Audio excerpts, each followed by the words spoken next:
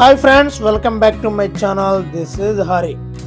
DSC notification విడుదల చేయండి అంటూ పీడిఎఫ్ ఎమ్మెల్సీ కేఎస్ లక్ష్మణరావు కోరారండి. వార్తాపత్రికల్లో డిఎస్పి అనే పదం కనిపించినా సరే డిఎస్సి అని చదువుతున్నారంటే డిఎస్సి అభ్యర్థుల స్థాయి ఏంటి అన్నది మనం అర్థం చేసుకోవచ్చండి. మరి అంత కాలం లేదు, కనీసం ఒక 6 నెలల వ్యవధిలోనే అంతా జరిగిపోతుంది. మరి మీరు అందుకు సిద్ధంగా ఉండండి. మీ యొక్క మెటీరియల్ గ్యాదర్ చేసుకోండి, ఒక క్రమ ప్రణాళికతో చదవండి, ఏ రోజు నిర్లక్ష్యం ఇవ్వడద్దు.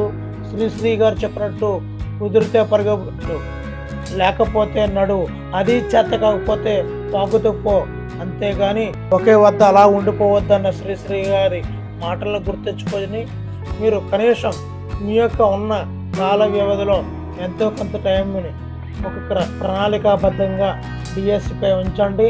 తప్పనిసరిగా నోటిఫికేషన్ అయితే వస్తుంది. 10,000 పైచీలకు పోస్టులతోనే నోటిఫికేషన్ వస్తుంది. మీరు టెన్షన్ పడడానికి ఏమీ లేదు, ఖచ్చితంగా అయితే వస్తుంది. మరి ఈ యొక్క ఉపాధ్యాయ పోస్టుల భర్తీకి డిఎస్సి నోటిఫికేషన్ వెంటనే విడుదల చేయాలని పీడిఎఫ్ ఎమ్మెల్సీ కేఎస్ లక్ష్మణరావు కోరారు. ఈ మేరకు పాఠశాల విద్యాశాఖ ముఖ్య కార్యదర్శి ప్రవీణ్ ప్రకాష్ను సచివాలయంలో గురువారం కలిసి వినతిపత్రం అందజేశారు. ఉపాధ్యాయ ఖాళీలను గుర్తించి వెంటనే నోటిఫికేషన్ విడుదల చేయాలని, పాఠశాలలు తిరిగి తెరిచే నాటికి ప్రక్రియ పూర్తి చేయాలని లక్ష్మణరావు కోరారు. లక్షలాది మంది నిరుద్యోగులు డిఎస్సి కోసం ఎదురు చూస్తున్నారని తెలిపారు. మున్సిపల్ పాఠశాలల్లో ఖాళీగా ఉన్న ఉపాధ్యాయ పోస్టులను కూడా డిఎస్సిలో చేర్చాలని కోరారు. ఉపాధ్యాయుల ఖాళీల వల్ల వెనుకబడిన ప్రాంతాల్లో విద్యార్థులు విద్యాపరమైన ఇబ్బందులు ఎదుర్కొంటున్నారని తెలిపారు. మరి డిఎస్సికై మరొక 6 నెలలు మాత్రమే వేచి ఉండే పరిస్థితి అయితే కనబడుతుంది. మరి ఈ 6 నెలల తర్వాత గవర్నమెంట్ అయితే మాత్రం ఎలక్షన్కి వెళ్ళిపోతుంది.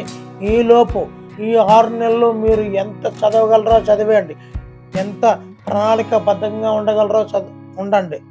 మీరు కోచింగ్ సెంటర్కి వెళ్ళినా, లేదంటే ఇంటి దగ్గర ఒక ప్రణాళిక చదివినా, ఒక పట్టు విడవని విక్రమార్కుడు వలె మీ యొక్క చదువును కొనసాగించాలి. అలా చదివినప్పుడు మాత్రమే మీ జీవిత సాఫల్యం అనే DSC me చేరువవుతుంది.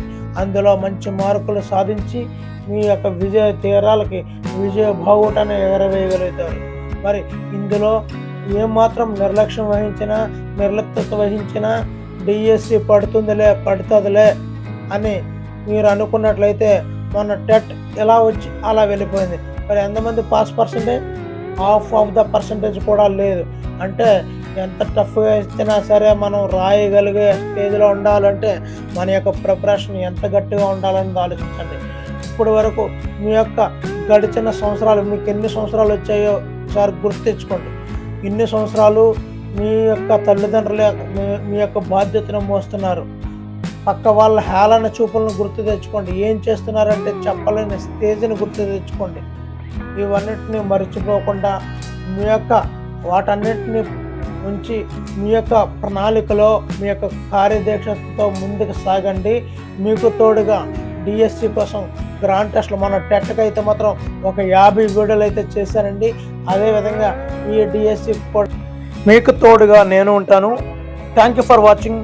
Please subscribe my channel. Me Hari.